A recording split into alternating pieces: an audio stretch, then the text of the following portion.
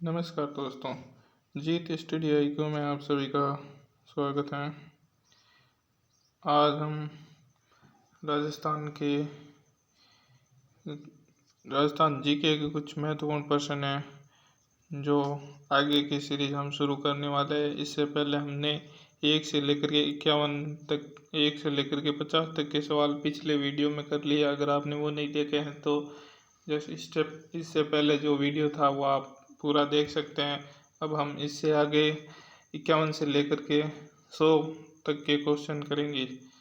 Rajasthan GK के कुछ महत्वपूर्ण क्वेश्चन जो आने वाले एग्ज़ाम में आपके लिए बहुत महत्वपूर्ण होने वाले हैं, जो आने वाले हर एग्ज़ाम में बार बार पूछे जाते हैं। कई बार ऐसे सवाल रिपीट होते हैं, तो आप इन्हें पूरा वीडियो देखिएगा और ये आपके लिए बहुत महत्वपूर्ण होने वाला है। तो चलिए स्टार्ट करते हैं। यहाँ एक लाइन लिखी हुई है, विश्वास वह पक्षी है जो प्रभात के पूर्व अंधकार में ही प्रकाश का अनुभव करता है और गाने लगता है। ऐसा रविंद्रनाथ ठाकुर ने कहा था कि विश्वास एक ऐसा पक्षी है जो कि सुबह उन्हें पता चल जाता है या भोर होने वाली उस प्रकाश को अनुभव करके वो गाने लगता है, चहचहाने लगता है। तो जैसे कि उसे पहले ही महसूस हो जाता है कि अब आने वाली हमारी ज़िंदगी में आगे नया सवेरा आने वाला है। तो फिर आप भी किसी एक असफलता से हताश ना होइए और आगे निरंतर प्रयास करते रहिए।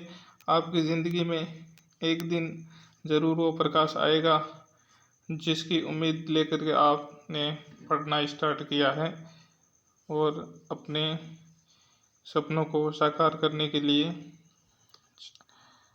आपने पढ़ना जारी रखा। चलिए स्टार्ट करते हैं। Question number 51। क्वेश्चन नंबर 51 ये कह रहा है, भारत का अंतिम हिंदू शासक कौन था। क्वेश्चन नंबर 51 में है कि भारत का अंतिम हिंदू शासक कौन था। ये हेमू विक्रमादित्य, इसका नाम हेमचंद्र विक्रमादित्य। इनका नाम हेमू था। ये शेरशाह सूरी था, उनका सेनापति था। जब बाबर की मृत्यु हो गई थी, अफगान था, वहाँ अफगानिस्तान में बाबर की मृत्यु हो गई, तब शेरशाह सूरी को पता चला कि उनकी मृत्यु हो गई है और हम यहाँ पर दिल्ली पर आसानी से अपना राज्य स्थापित कर सकते हैं। तो उन्होंने अपने बेहतरीन सेनापति हेमू को भेजा था, जिनका पूरा नाम हेमचंद्र विक्रमादित्य था। हेमू वहाँ गया और दिल्ली पर अपना शासन कर लिया और वहाँ पर खुद को दिल्ली का सम्राट घोषित कर दिया, बादशाह घोषित कर दिया। और हेमू वहाँ से आगे निकला अकबर की तरफ कि जाकर के अकबर को रास्ते में ही हरा देंगे। लेकिन वहाँ बैराम खान अकबर के बेहतरीन सेनापति थे, जो कि उन्होंने हेमू को वहाँ पर हरा दिया था। तो फिर हेमू ये लगभग 2-3 दिन ही वहाँ दिल्ली के बादशाह बने रहे थे, लेकिन ये अंतिम हिंदू शासक थे जो भारत के बादशाह बने थे। हेमू हो गए, इसका ऑप्शन सी सही है। अगला क्वेश्चन देखिए,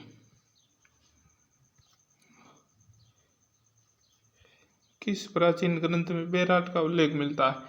बैराट ये आपके जयपुर के आसपास का क्षेत्र है, जयपुर टोंक के आसपास का क्षेत्र है, इसका बैराट, उसे विराट नगर भी कहा गया। महाभारत में इसे विराट नगर भी कहा गया है, जो है कि विराट नगर है।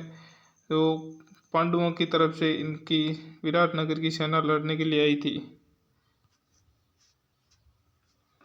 विराट नगर में पांडवों ने अज्ञातवास भी बिताया था, यह आपने महाभारत में देखा होगा। इसका ऑप्शन बी सही है। क्वेश्चन नंबर 53 देखिए,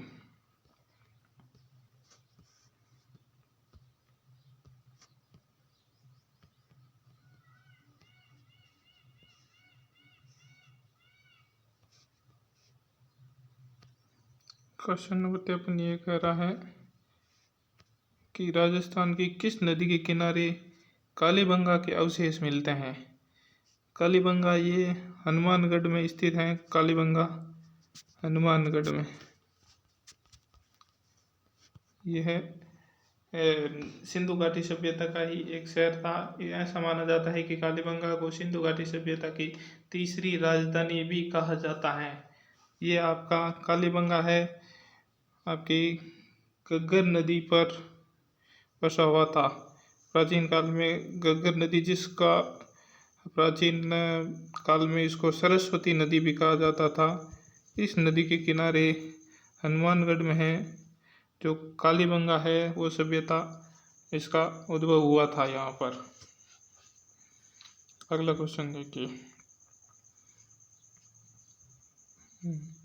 अगला क्वेश्चन है, राजस्थान का कौन सा शिलालेख विश्व का सबसे बड़ा शिलालेख है? राजस्थान का वह कौन सा शिलालेख है जो कि विश्व का सबसे बड़ा शिलालेख है? ये राज प्रशस्ति है। राज प्रशस्ति ये बीकानेर के राजा राजा राज सिंह ने राज सिंह ने ये इस प्रशस्ति को खुदवाया था। राज प्रशस्ति जो है कि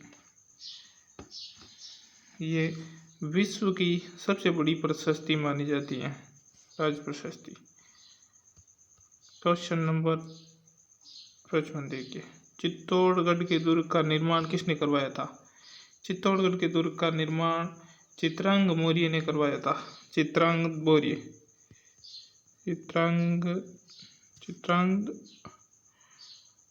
मौर्य ये मौर्य था, इसने इस किले का निर्माण करवाया था।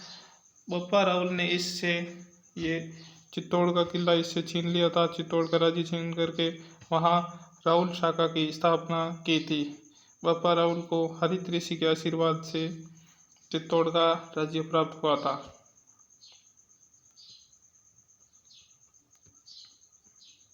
अगला क्वेश्चन देखिए। वंश भास्कर कृति किस कवि की है? वंश भास्कर ये सूर्यमल मिश्रण की कृति है। वंश भास्कर सूर्यमल मिश्रण की कृति है, याद रखना, वंश भास्कर। अगला क्वेश्चन देखिए। मेवाड़ के किस शासक को भीष्म पितामह कहा जाता है? रावचूड़ा को। जिस प्रकार महाभारत काल में भीष्म ने ये प्रतिज्ञा ली थी कि वो आजीवन शादी नहीं करेंगे और उसके पिता की जो दूसरी शादी हुई थी उससे जो पुत्र प्राप्त होंगे उन्हीं को आगे का राजा बनाएंगे। उन्होंने अपने राज्य का त्याग किया, यहाँ तक राज्य का त्याग भी किया था और उन्होंने आजीवन ब्रह्मचर्य धारण करने का भी प्रण लिया था, प्रतिज्ञा की थी, इसीलिए उसे भीष्म प्रतिज्ञा कहा गया। और मेवाड़ के भीष्म थे रावचूड़ा, जिन्होंने अपने पिता लाखा की शादी जो कि मारवाड़ की रणमल था उनकी बहन थी, उनकी बहन हंसाबाई से का रिश्ता लेकर के जब रावचूड़ा के लिए रिश्ता लेकर के आए थे तो लाखा ने मजाक में कह दिया था कि हमारे लिए रिश्ता आया है क्या? तब उन्होंने कहा नहीं, आपके पुत्र के लिए रिश्ता आया। तब लाखा ने कहा कि भाई हम बूढ़ों के लिए कौन रिश्ता लेकर के आएगा। तब पास में बैठे थे सभी लोग हंसने लगे। तब ये बात वहीं चूड़ा, उसका पुत्र राव चूड़ा बैठा था, चूड़ा को ये बात बहुत बुरी लगी और चूड़ा ने कहा कि जो पंडित आया था और लेकर के वहाँ से नारियल, उनको कहा कि अब तो इसकी शादी मेरे पिता के साथ में ही होगी, क्योंकि मेरे पिता ने इसके शादी करने की इच्छा जाहिर की है। अब वो मेरी माँ के समान है, इसलिए मैं उनसे शादी नहीं कर सकता। तब उनकी शादी राणा लाखा से करवाई गई और तब उन्होंने प्रतिज्ञा की थी कि वो आजीवन शादी नहीं करेंगे और अपने जो भी मतलब शादी करने का तो उन्होंने नहीं किया था, लेकिन उन्होंने कहा था कि वो राज्य का त्याग करेंगे और जो भी हंसाबाई का पुत्र होगा उनसे उनकी आगे मतलब उनको राज्य गद्दी पर बिठाएंगे। तो फिर हंसाबाई का पुत्र था, उनका पुत्र हुआ था, उनको राज्य पर बैठाया था, राज्य गद्दी पर बैठाया था, जिसका नाम राणा मोकल था। तो फिर ये मेवाड़ के भीष्म थे ये रावचूड़ा। क्वेश्चन नंबर 58 देखिए। क्वेश्चन नंबर 58 कह रहा, किस राज्य ने सबसे पहले मुगलों के सामने समर्पण कर उनका सहयोग किया था? ये आमेर राज्य था। यहाँ के राजा थे भारमल। भारमल ने सबसे पहले अकबर की अधीनता स्वीकार की थी और अपनी पुत्री हरकाबाई का विवाह अकबर से करवाया था। तो ये कछुआ शासक थे भारमल आमेर के, जिन्होंने सबसे पहले मुगलों के सामने समर्पण किया था। अगला क्वेश्चन देखिए, किस तिथि को हुड़ा सम्मेलन हुआ था? यह सम्मेलन मराठों के बढ़ते हुए राजस्थान में हस्तक्षेप बढ़ते हुए देख करके राजपूताना के जो भी राजपूत शासक थे वो इकट्ठे हुए और मराठों को प्रभाव को खत्म करने के लिए, उनसे लड़ने के लिए इकट्ठे हुए थे। जो सम्मेलन हुआ था उसको हुड़ा सम्मेलन कहा गया था। ये हुड़ा सम्मेलन 12 सितंबर 1740 को हुआ था। 12 सितंबर 1740 को ये हुड़ा सम्मेलन हुआ था। जयपुर के जगत सिंह इसमें अध्यक्षता की थी। उसके बाद में उनके पुत्र जय सिंह ने इसकी अध्यक्षता की थी, लेकिन ये सम्मेलन ठीक से सफल नहीं हो पाया था। सॉरी, माफ कीजिएगा, ये आपका, हाँ मैंने गलत बता दिया।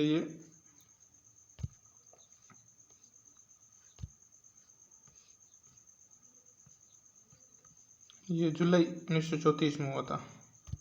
मैं थोड़ा कंफ्यूज हो गया था। जुलाई 1734 में, 16 जुलाई 1734 में हुआ था ये सम्मेलन।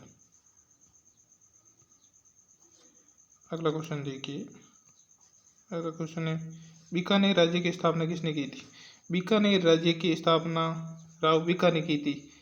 राव बीका है वो राव जोधा के पुत्र थे। जोधपुर के राव जोधा थे, उनके पुत्र थे बीका। राठौड़ राजा थे, जो राठौड़ों की ये दूसरा राज्य भी कहा जाता है। ये इन्होंने बीका ने अपना खुद का अलग से राज्य स्थापित किया था। वहाँ पर बीकानेर का किला बनवाया था, जिसकी नींव करणी माता ने रखी थी। तो ये बीकानेर का जी की स्थापना करने का श्रेय राव बीका को जाता है। अगला क्वेश्चन देखिए, यहाँ आगे देखिए, जोधपुर राज्य की स्थापना कब की गई? जोधपुर राज्य की स्थापना 1459 में की गई थी राव जोधा के द्वारा। राव जोधा ने ये जोधपुर में चिड़ियाटूक पहाड़ी पर चिड़ियाटूक पहाड़ी पर इसका किले का निर्माण करवाया था, जिस किले का नाम है मेहरानगढ़।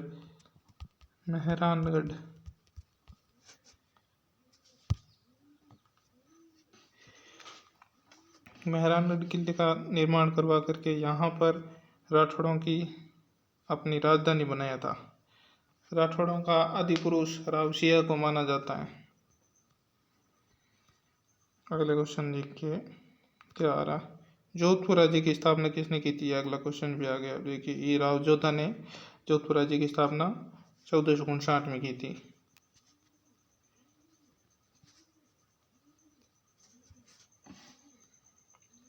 इससे पहले जोधपुर की राजधानी मंडोर हुआ करती थी। मंडोर के बाद में वहाँ पर जोधा ने उसको शिफ्ट किया था वहाँ पर, और जोधपुर नगर की स्थापना की थी। अगला क्वेश्चन देखिए, यह आ गया, भारमल ने अपनी पुत्री जोधाबाई का विवाह अकबर के साथ कब किया था?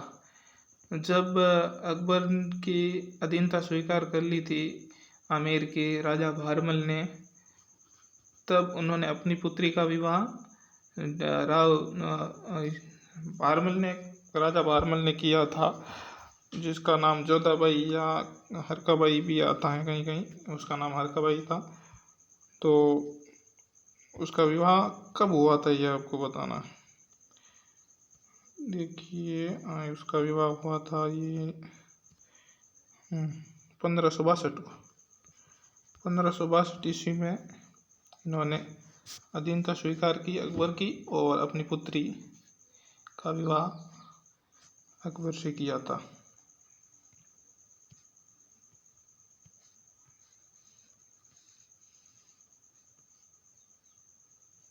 अगला क्वेश्चन देखिए क्या कह रहा है। एक मुट्ठी भर बाजरे की खातिर मैं हिंदुस्तान की बादशाहत खो देता, ऐसा शब्द किसने कहा था? ये शेरशाह सूरी ने कहा था। जब शेरशाह सूरी ने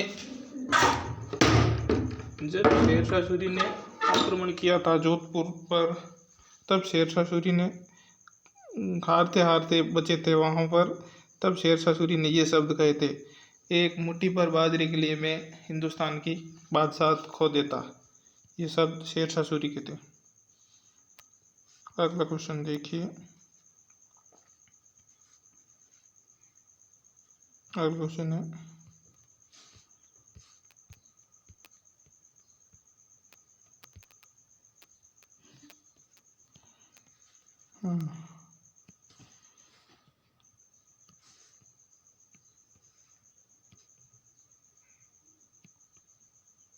क्वेश्चन नंबर 65। किस शासक को फारसी इतिहासकारों ने हरामत नहीं, ये हसमत वाला राजा का है।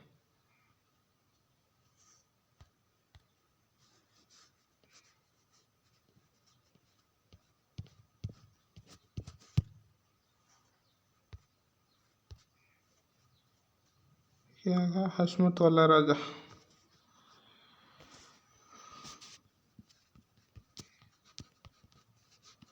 ये हसमत वाला राजा का है।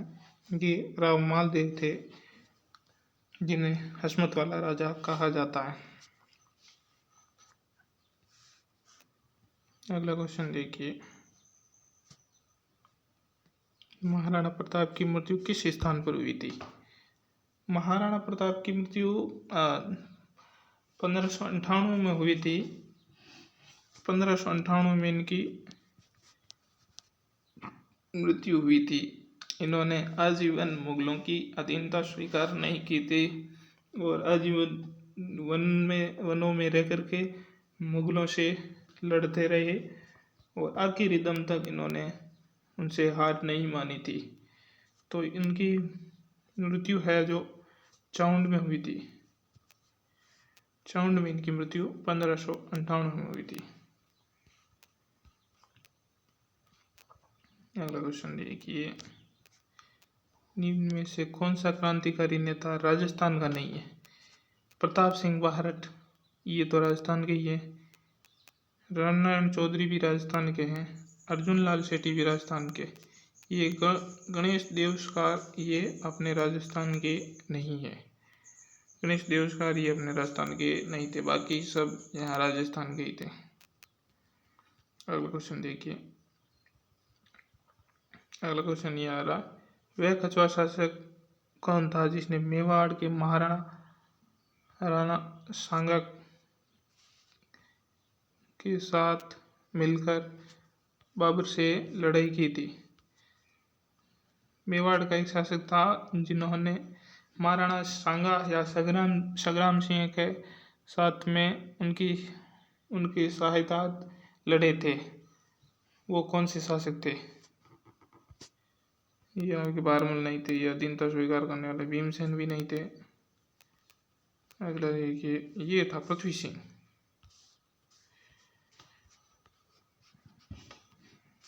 ये पृथ्वी सिंह कछवाहा था जिन्होंने राणा सांगा की सहायता की और बाबर के खिलाफ लड़े थे। अगला क्वेश्चन देखिए। दिलवाड़ा में आदिनाथ मंदिर की निर्माण किसने करवाया था? दिलवाड़ा आदिनाथ, ये जैन मंदिर है।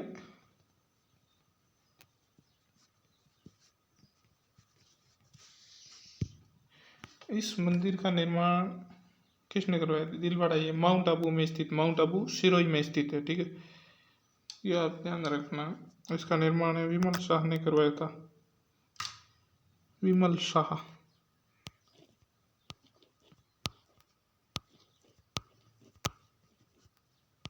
विमल शाह ने इसका निर्माण करवाया था। अगला क्वेश्चन देखिए।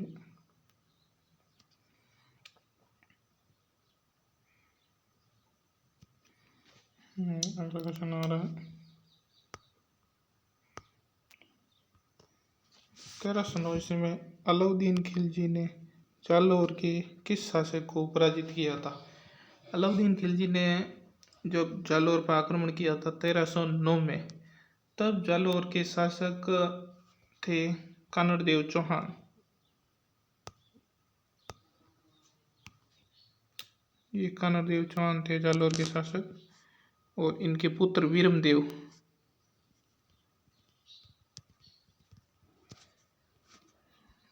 जिन्होंने लड़ाई की थी और लड़ते हुए वीर गति को प्राप्त हुए थे, और वहीं जालौर में 1309 में जालौर का प्रथम शाखा हुआ था।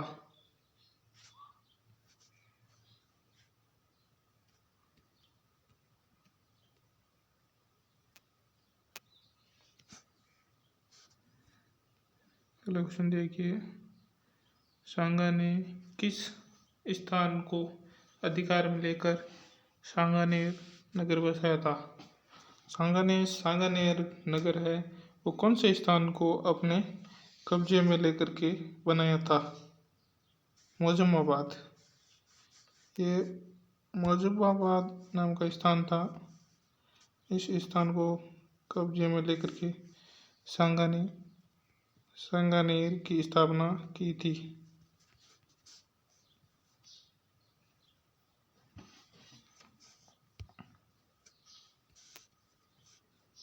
अगला क्वेश्चन देखिए,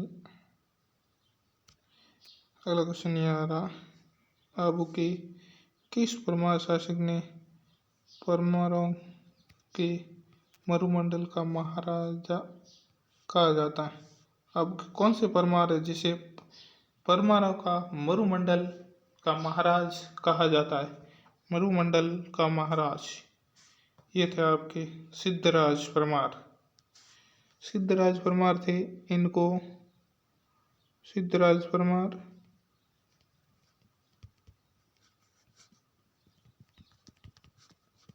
इन्हें मरुमंडल का महाराज कहा जाता है।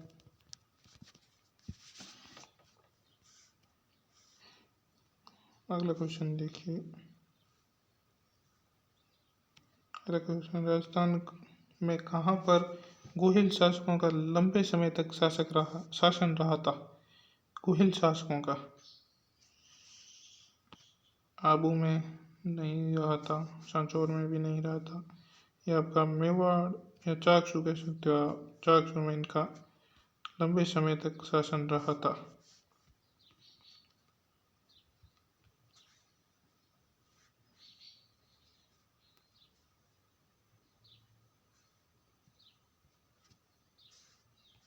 चाकसू में भी था और चित्तौड़ में भी इनका, चाकसू और चित्तौड़ दोनों पर भी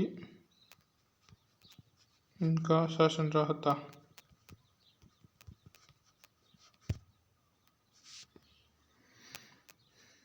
मुख्य तौर से यहाँ आप कहे तो चित्तौड़ में इनका ज़्यादा शासन रहा था। वैसे चाकसू में भी इनका शासन रहा था, लेकिन इतना लंबा नहीं था, क्योंकि चित्तौड़ में सबसे लंबा शासन इनका रहा था। अगला क्वेश्चन देखिए, क्वेश्चन नंबर 74। 74 नंबर क्वेश्चन क्या कह रहा है, राजस्थान के अधिकांश राजपूत राजवंश किस मुख्य राजवंश के सामंत थे। जो राजस्थान के अधिकतम राजपूत सामंत थे वो किस शासक के सामंत थे। Question number 74। ये प्रतिहारों के थे, ये प्रतिहारों के अधिकतर प्रतिहार शासकों के सामंत थे। प्रतिहारों के सामंत अधिकतर ये प्रतिहारों के ही सामंत रहे थे। अगला क्वेश्चन देखिए,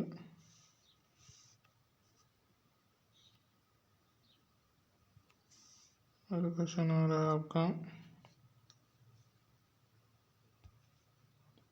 राजस्थान के मध्यकाल के किस राजपूत शासक वंश को गुर्जरेश्वर कहा जाता है।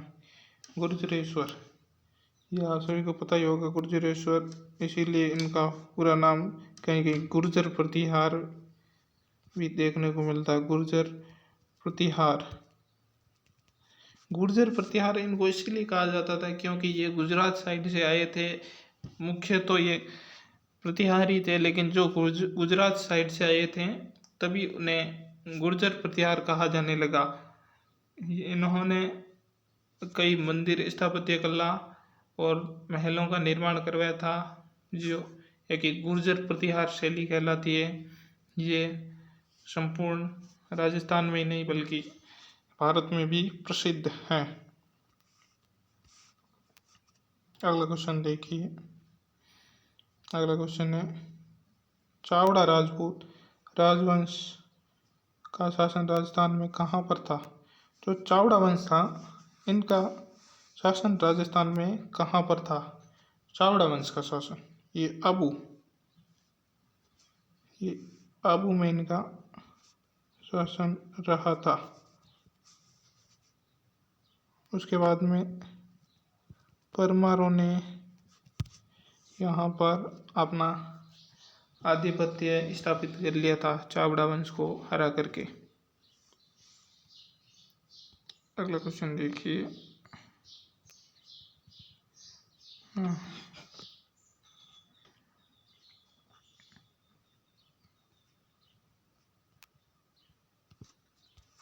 क्वेश्चन, निम्न में से गुर्जरों ने अपनी राजधानी कहाँ बनाई? जो गुर्जर शासक थे उन्होंने अपनी राजधानी को कहाँ पर बनाया था, ये बताना। भीनमाल में गुर्जरों ने अपनी राजधानी बनाई थी। भीनमाल के गुर्जर प्रारंभिक राजधानी इनकी यहाँ रही थी। अगला क्वेश्चन देखिए।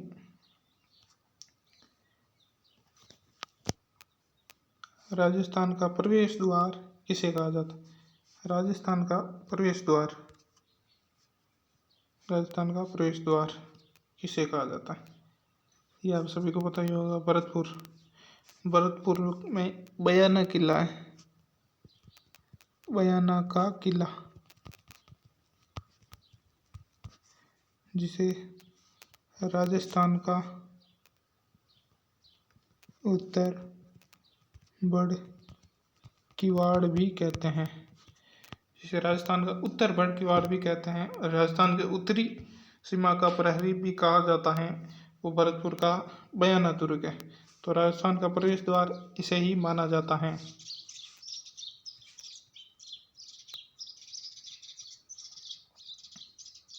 अगला क्वेश्चन देखिए।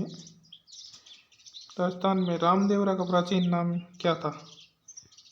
रामदेवरा का प्राचीन नाम रुणीचा था। तो वहाँ बाबा रामदेव जी का मंदिर बना हुआ है, और आज भी इन्हें कहीं रुणीचा ही कहा जाता है। रामदेव जी को रुणीचा का धनी कहा जाता है, जो पंचपीरों में शामिल है। तो रामदेवरा का पुराना नाम रुणीचा था, ये जो है कि जैसलमेर में स्थित है। सांप्रदायिक सद्भाव के लिए बहुत यहाँ पर हर भाद्रपद को यहाँ पर मेला भरता है, भाद्रपद को। ठीक है, अगला क्वेश्चन देखिए।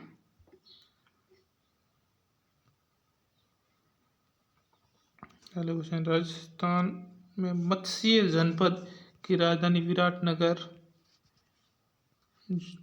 का उत्खनन किसने करवाया था? मत्स्य नगर की जो राजधानी विराटनगर थी, इसका उत्खनन किसने करवाया था? ये दयाराम साहनी को बताइए होगा। विराटनगर, यहाँ इस सभ्यता को बैराट सभ्यता कहा जाता है। बैराट सभ्यता, जो कि ताम्रयुगीन सभ्यता है।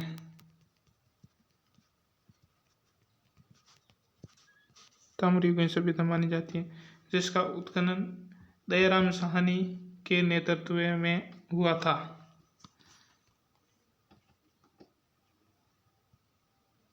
अगला क्वेश्चन है, राजस्थान में महिषासुरमर्दिनी का प्राचीनतम मरण मूर्ति किस स्थान पर प्राप्त हुआ? देवी महिषासुर मर्दिनी का जो मूर्ति है वो कौन से स्थान पर प्राप्त हुआ? ये नैनवा नैनवा में इनकी मूर्ति मिली थी, महिषासुर मर्दिनी।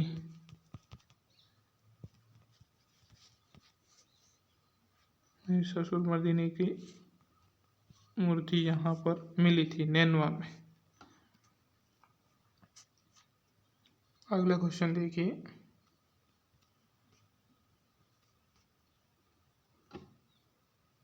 राजस्थान में त्रिपुर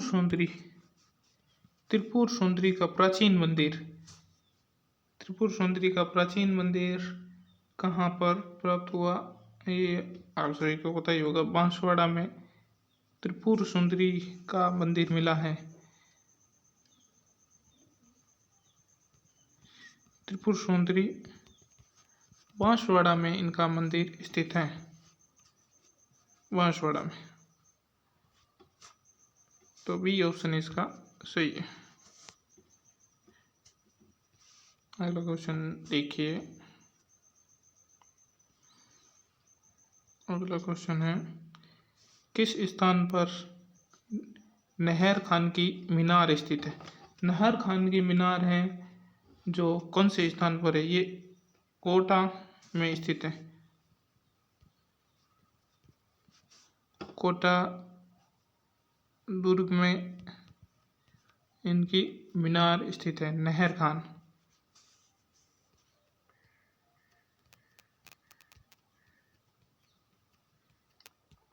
अगला क्वेश्चन देखिए। अगला क्वेश्चन है, संस्कृत भाषा में रचित राजस्थान का प्रख्यात ग्रंथ एकलिंग महात्म्य की रचना किसने की थी? एकलिंग महात्म्य की रचना किसने की थी? ये आप सभी को पता ही होगा, राणा कुंभा। राणा कुंभा ने एकलिंग महात्म्य की रचना की थी। इसके अलावा राणा कुंभा ने और भी कई ग्रंथों की रचना की थी, जैसे संगीत राज, संगीत मीमांसा, शुद्ध प्रबंध जैसे अनेकों ग्रंथ थे।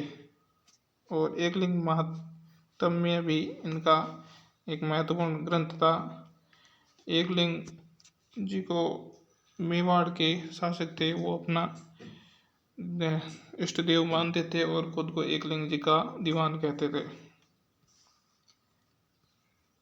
अगला क्वेश्चन देखिए। राजस्थान के किस स्थान से जौहर व्रत के प्रमाण मिलते हैं? राजस्थान में कौन से स्थान पर वह प्राचीन सभ्यता जहाँ पर प्राचीन जगह जहाँ पर सबसे पहला जौहर व्रत यानी जौहर करने के अवशेष मिले हैं, वो कौन सा स्थान है जहाँ पर जौहर के अवशेष मिले थे? ये रणथंभौर में सबसे पहले जौहर माना जाता है।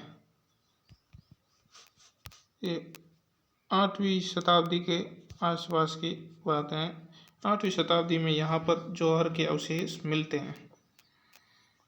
चित्तौड़ में नहीं, ये तिचौड़ में भी नहीं, अजमेर में भी नहीं, ये रणथंभौर में। आपका ऑप्शन सी सही हो गया। ओके, अगला क्वेश्चन देखिए। राजस्थान में प्रसिद्ध उखा नहीं, ये उषा मस्जिद है, उषा मस्जिद है।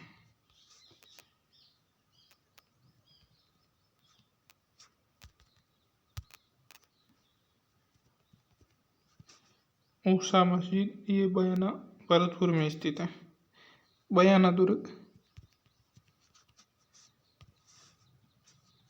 भरतपुर में।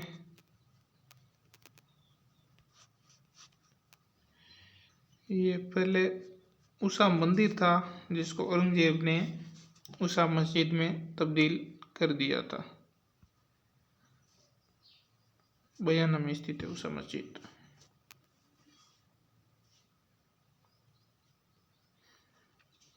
अगला क्वेश्चन देखिए 87। निम्नलिखित में से कहाँ पर एक मीनार मस्जिद है? एक मीनार मस्जिद, एक मीनार मस्जिद, एक मीनार मस्जिद है, यह आपकी जोधपुर में स्थित है। जोधपुर में एक मीनार मस्जिद स्थित है। ऐसा सवाल आपसे पूछा जा सकता है, ये आप ध्यान रखिएगा इसको। अगला क्वेश्चन देखिए, राजस्थान का प्रसिद्ध चंद्र महल कहाँ स्थित है? चंद्र महल राजस्थान में कहाँ पर स्थित है, ये आपको बताना है। चंद्र महल ये जयपुर में स्थित है।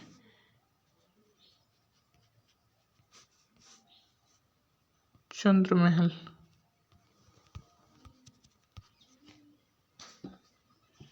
जयपुर में स्थित है चंद्र महल, आप ये ध्यान रखिएगा। अगला क्वेश्चन देखिए, राजस्थान के किस क्रांतिकारी को लॉर्ड हार्डिंग पर बम फेंका था?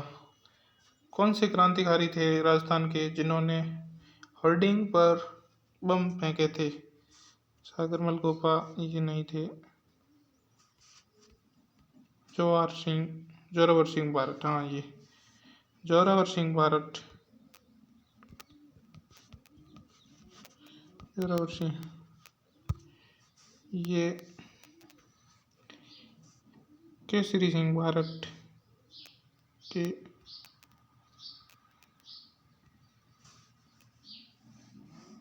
पुत्र थे।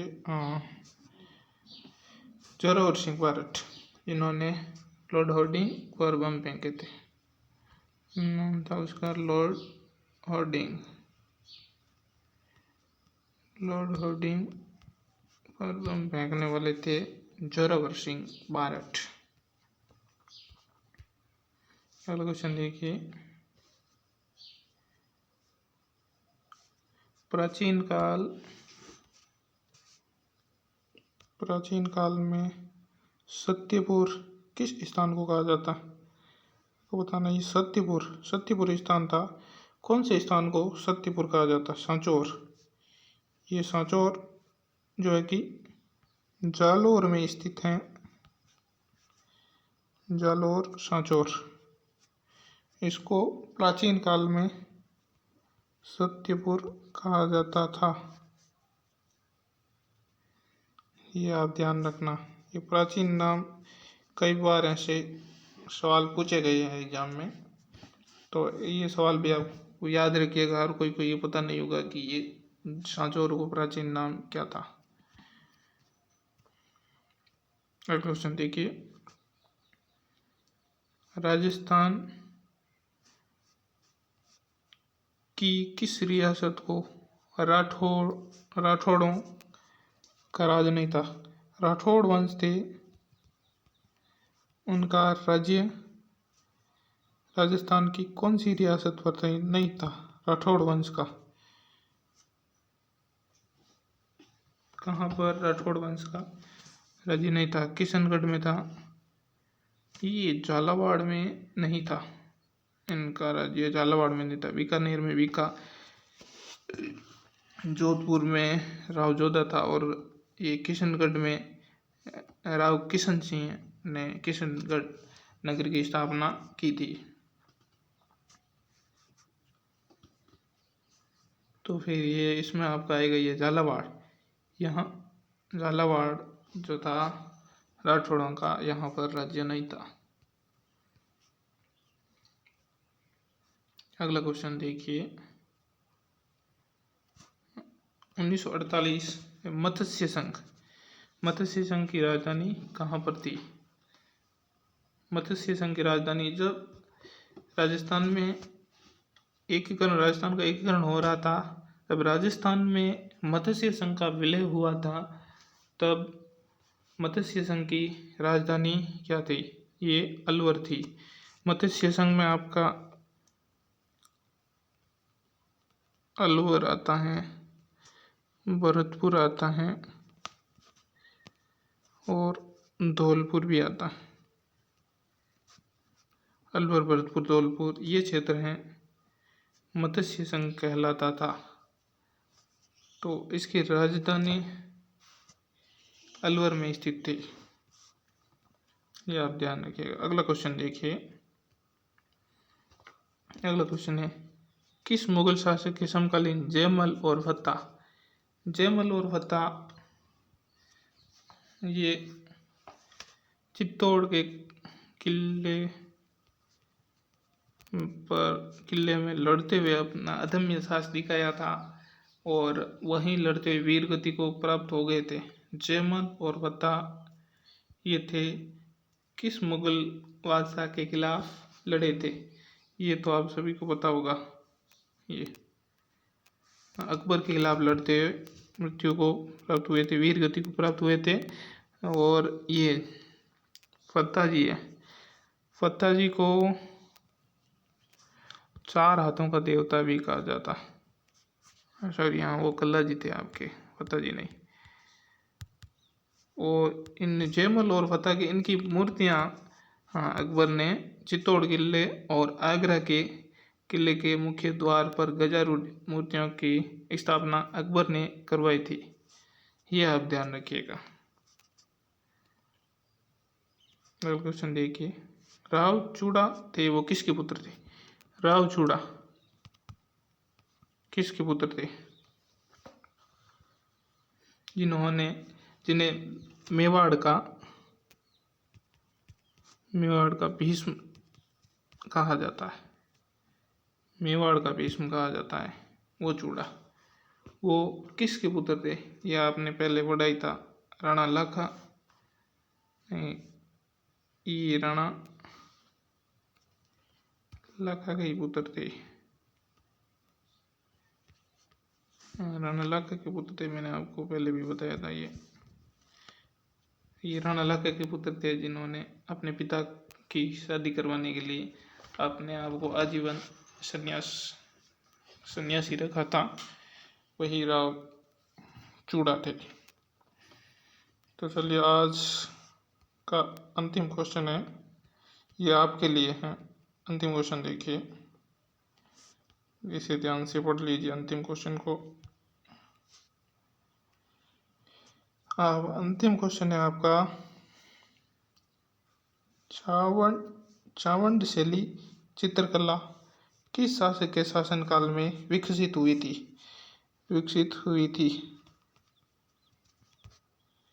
ये चावंड शैली है जो कि राजस्थान के कौन से शासक थे जिनके शासनकाल में सबसे ज़्यादा विकसित हुई थी, यह आपको बताना है इसमें।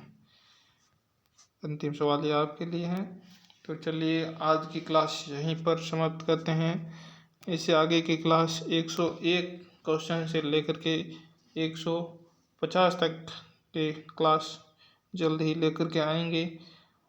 हमें विश्वास है, आशा है कि हमारी क्लास आपको अच्छी लगी होगी। अगर ये हमारी क्लास आपको अच्छी लगी है तो इसे लाइक कीजिएगा और आगे शेयर कीजिएगा। अगर आपने हमारे चैनल को अभी तक सब्सक्राइब नहीं किया है तो सब्सक्राइब कर लीजिएगा, ताकि आगे आने वाले नए और अच्छे वीडियो आपको मिलते रहे, बेहतरीन जानकारी आपको मिलती रहे। चलिए, आज आपका दिन शुभ रहे। धन्यवाद।